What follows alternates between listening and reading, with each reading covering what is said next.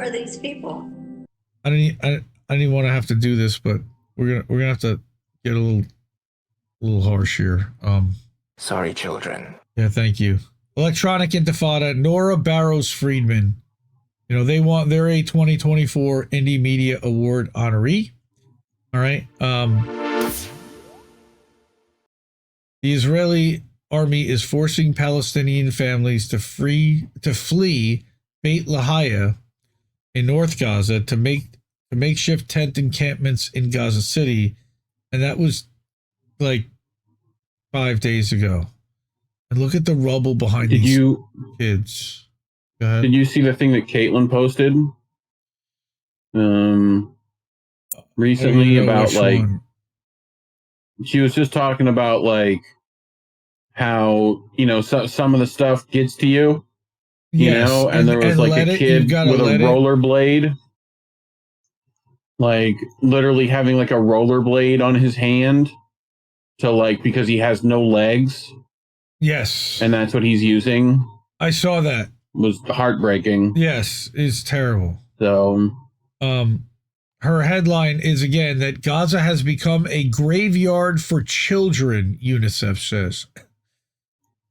I saw those words and I'm like, I can't not talk about this. Yeah. I mean, I have kids. And that's UNICEF, which is doesn't have the greatest record. No, but I have kids, and this is, you know, we've been seeing this steady flow for 14 months. As she mentions, this is from the news roundup from the December 11th live stream, and you can watch them live just about every day. They're on Rumble, they're on YouTube, they're on Twitter. They also have an account, I believe, over on the Blue Skies for whatever reason. Mm-hmm. You know, they're a news outlet, so they're the only ones that are basically posting over there. Israel's campaign of systematic slaughter, forced displacement, and destruction and starvation in North Gaza is now in its 10th week, while airstrikes and massacres are being carried out across all areas of the coastal enclave. Palestinians in North Gaza, let me make this a little bigger, endured more rounds of forced displacement this past week, as Israeli forces ordered approximately 5,500 people sheltering in schools in Beit Lahia to go to Gaza City. They just keep shuffling and moving these people from place to place to place, only to drop more bombs on them and move the survivors somewhere else, to drop another bomb on them, to move the survivors somewhere else. It is the harshest, cruelest, most awful thing. Journalist Ibrahim al-Khalili reported from North Gaza as people were forced to leave amidst Israeli tank shelling on December 5th. The UN says that about 8,000 people have been forcibly displaced to Gaza City from the northern area since the end of November. They're truly cleansing northern Gaza at this point, you know, and which is amazing because all we've heard right now was that if you're even seen in North Gaza, they automatically assume that you're a terrorist and they murder you on sight. So I'm surprised that they even found 5,500 in a refugee camp. They did. On December 11th, an Israeli attack in Beit Lahia killed, again, at least 20 people living in the multi-story home of the Abu Tarabish family. On Tuesday, the Israeli army bombed a residential building in Beit Hanun, in the corner of northeastern Gaza, killing 25 people and injuring dozens more. I mean, it's like reading the nightly news in any place except that here everybody's dying instead of like, you know, you had this one person shot and taken to a hospital and they're in stable condition. Blah. That's not happening here. Completely homes wiped away, displaced, left with nothing but the clothes on their back, if that, and no relatives even in a lot of cases. It's wow. In Beit Lahia, Israeli forces carried out a series of massacres in and near the Kamal Adwan hospital in the past several days. because they haven't like gotten enough already. Yeah. Again, when does this stop? When is it enough? When, how many hostages are even left at this point?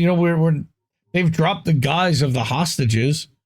So are you just taking the land and you're going to destroy everybody? And is that, you might as well just say it and do it and get it over. I mean, I don't want them to get it over, but to drag it out like this is just, it's insufferable for everyone. It's frustrating. On Friday, December 6th, a week ago Friday, Israel launched yet another attack on the hospital itself, including firing directly on an ambulance near the hospital compound. I'm sure they would say it was Hamas. All right. They directly targeted an ambulance. Again, anything moving, they're shooting. Yep. Field teams with the Euromed Human Rights Monitor reported that Israeli troops used Palestinian detainees as human shields again, forcing them to warn hospital staff that all displaced persons and companions of patients must leave the premises and head to areas controlled by Israeli forces. Many then were arrested upon arrival, while others were forced to flee to a checkpoint in the civil administration in that area, and eventually to Gaza City. I mean, just what? These are hospital patients. These are people that were already injured. Now you have to flee to Gaza City? How many miles is that walking? Fucking barbaric. Israel bombed the hospital's vicinity while ordering medical staff and patients to leave, according to the Euromed. The siege lasted several hours, leaving between 30 and 50 people dead in nearby streets and homes. Why? Why? What were they doing? What were they doing? A surgical delegation from Indonesia was also forcibly evacuated from the hospital by the Israeli army, leaving the hospital without a single surgeon.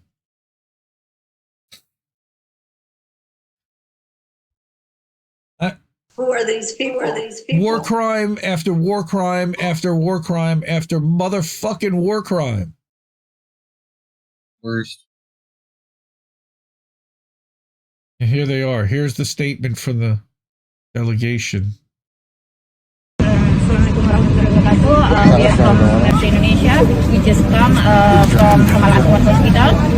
There is two warning for us to evacuate from Kamal Adwan Hospital, and they usually bombing the hospital now, and there is a lot of medical staff, patients out there and stay there. So from the last news, they told us that already 50 shahid in the hospital. They are supposed to stop bombing the hospital or to evacuate the person there. Alhamdulillah, we walk from Kamal Adwan until Salah Al-Din Street, and the ambulance already pick up us. Alhamdulillah. Please pray for our college, medical staff, and people in around Kamal Adwan Hospital. Thank you. Jeez. I mean, can you imagine the courage to fly into Israel and then go there and help, and then have them turn around and say, get out or we're going to bomb the hospital, and then bomb the hospital?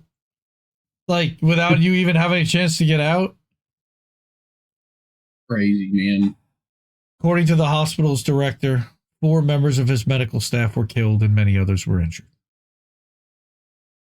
Again, why? Because they want to systematically destroy the entire community and the infrastructure and the medical staff that could help patch them up, and the media that could allow them to communicate with each other and with the rest of the world. So isolate them, starve them, and then gaslight them and make them scramble for their lives while you murder them. It's how are we not? I know how, but how is somebody not sending troops in to try to take Netanyahu to The Hague right now? Isn't that what we're all supposed to be doing? You think? So the hospital director, international laws, not a thing. The hospital director also added that the Israeli forces, of course, targeted oxygen generators, leaving only 2 inexperienced surgeons to handle critical cases. Again, that's part of the plan. Despite their limited expertise, they began performing surgeries to save 20 critically injured individuals. Who knows how many they actually got to. Less than 24 hours after Israeli drones bombed Kamal Adwan Hospital, Israeli forces attacked it again. And this time they killed 16-year-old Mahmoud Abu al-Aish, who used a wheelchair while he was heading to the radiology department, according to the Gaza Health Ministry. Hamas, right? According to, of course, because that's who runs the Gaza Health Ministry. Just, again, we've got Saturday, December 7th, Israel targeting the hospital. This video from Anas al-Sharif recorded inside. Okay, this is where they would call it Pallywood. No, this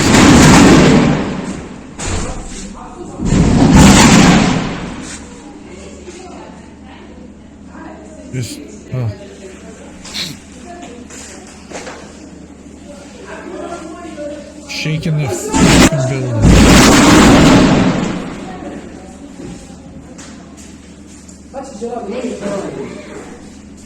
That is... Yeah, you got to keep the windows covered because snipers, of course. Yeah. All right. Hospital director again reported Saturday that Israel had targeted the ICU and surgery wards, as well as the engineering and maintenance departments, because they're the ones to make the hospital run. And of course, the attacks injured 3 children, including one who was already hospitalized. He described the assault as barbaric. All of this is barbaric.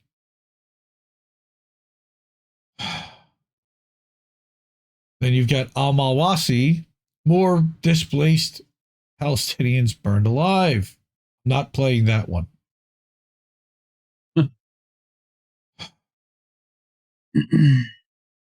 God bless the electronic Intifada for doing this kind of work. Yeah. This is breaking me right now. Destruction caused by Israeli airstrikes in central Gaza. And that was, again, December 7th, a day that shall live in infamy. If I remember correctly, we called it once in this country. Look at this. Why? Mm-hmm. So BlackRock... Apparently they need the real estate. So BlackRock can rebuild.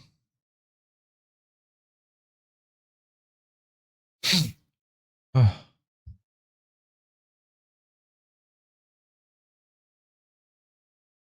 Awful. At least 5 Palestinians were killed on December 11th in Nusrat and Deir al-Balah as Israeli aircraft bombed central Gaza. Another 34, including at least 6 children, reported by the UN, were killed in an Israeli attack on a residential building, again, at the Nusrat refugee camp, December 6th. It's just, most likely Lavender AI targeted. But remember, the number's still under 40,000, right? Just under 40,000? It's like, how? It's fucking awful, man. I hate seeing these. Like, I hate seeing these, but we have to see I know. I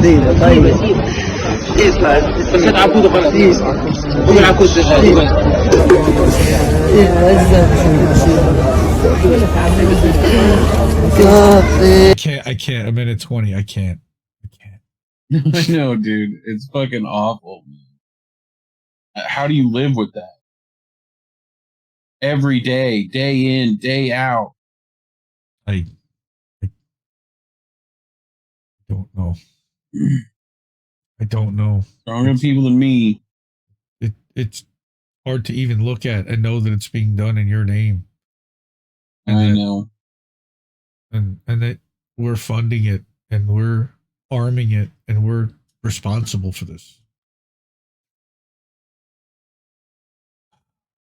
Starvation intensifies.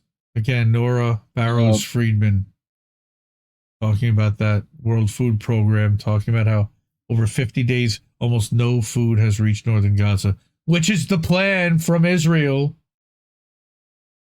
I saw they had Indy. It must have been like, I don't know, 3-year-old maybe in press jacket and helmet with a microphone, right? Yes, I saw like a 6-year-old. Right, like asking people for chocolate. Like, send chocolate and meat and flour, please. Except they won't let it. They don't know that that's not being let in. I know. That the trucks are being stopped at the border with all that stuff. A recent survey by UNICEF showed that nearly 100% of children between 6 and 23 months and pregnant and breastfeeding women in Gaza City, Deir al-Balah and Khan Yunis, are not, of course, meeting minimum dietary diversity. They're not even meeting minimum food requirements. I mean, they killed the guy that makes Palestinian children like hamburgers and stuff, man. Like, he played that guy on the show multiple times. Yeah. You know?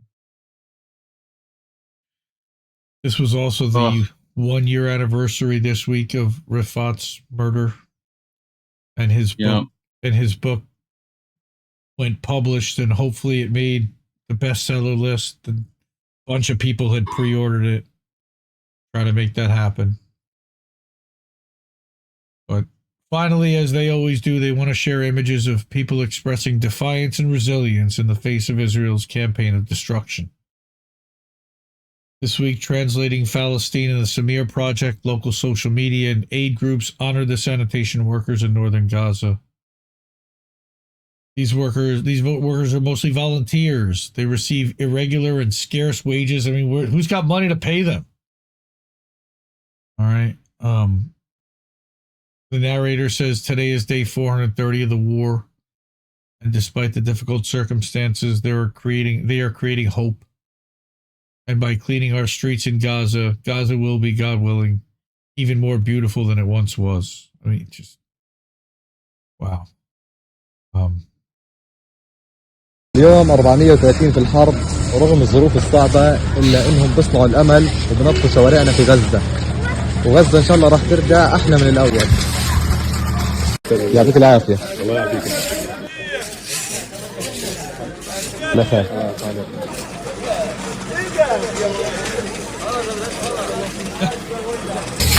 تفضل يا خير. يعطيك العافية. طبعا هم بيصنعوا الأمل بعد 400 يوم.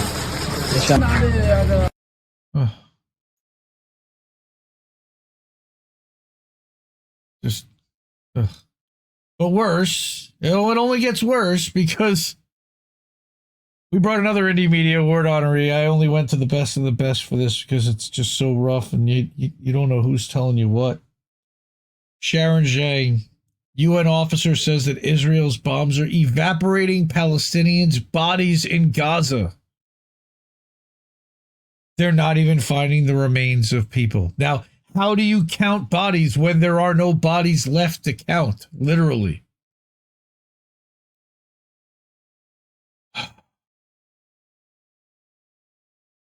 Okay, here's another Israeli strike on what little they have set up out of corrugated. Just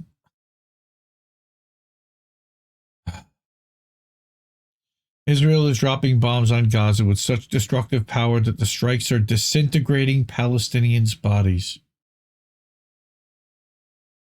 The UN Relief and Works Agency for Palestine, refugees, that's UNRWA, who Motaz works for, said that doctors at Nasser Hospital in southern Gaza have told her that bodies are evaporating due to strikes on tent camps for Palestinians who've been forcibly displaced due to Israeli forces destroying the vast majority of buildings.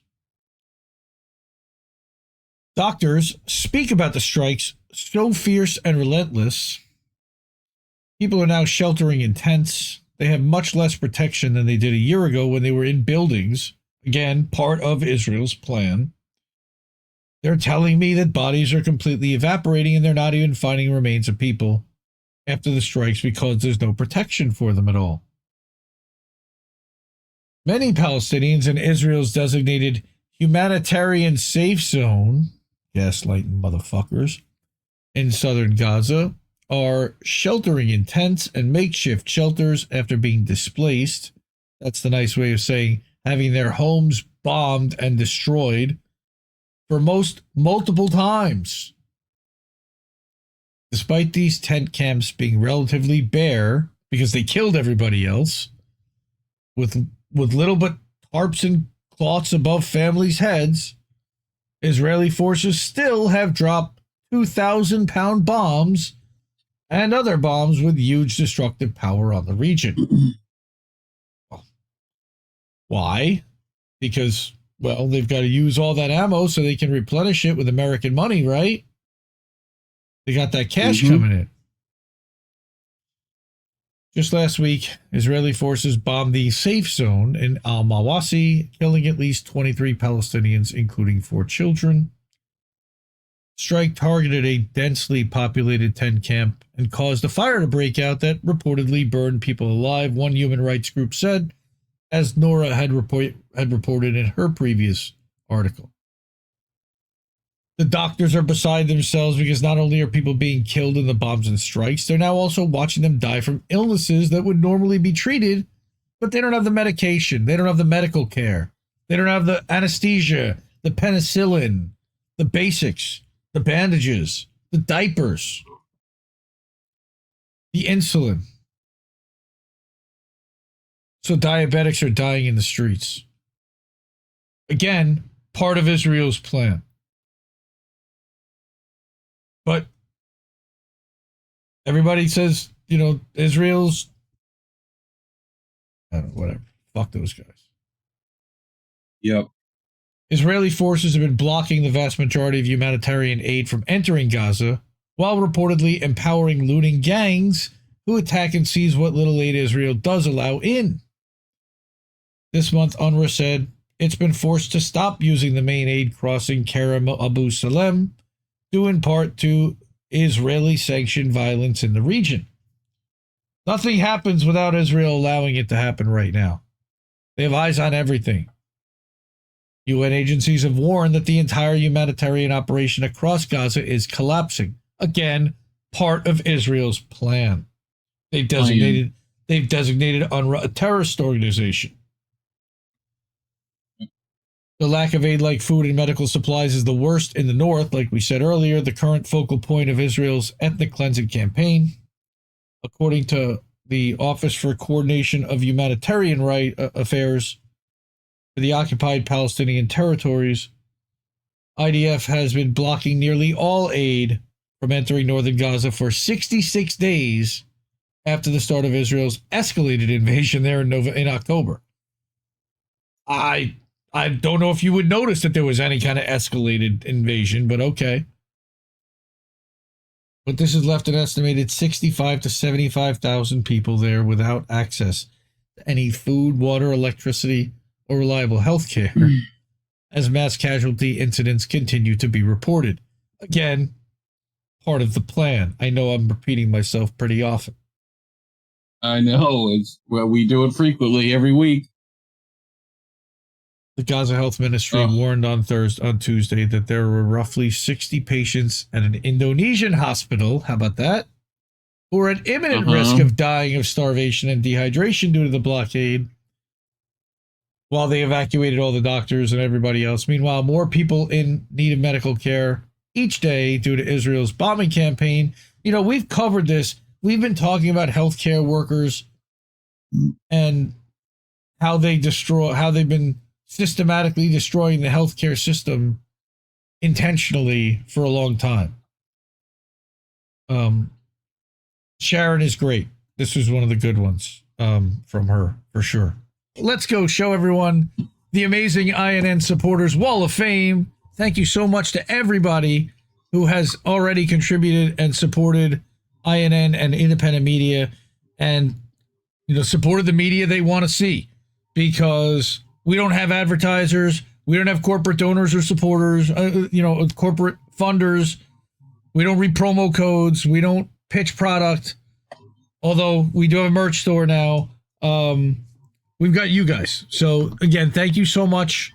We run a value for value system. So if you feel like you're getting value out of the content here and from all the other shows on the network, as well as the daily updates, the Substack newsletter, everything that we do, anything you can do, the ways to do that, we're on that board right there. And that's Cash App, Ko-fi, PayPal, Patreon, or subscribe at innnewsletter.com. You see all that going along the bottom.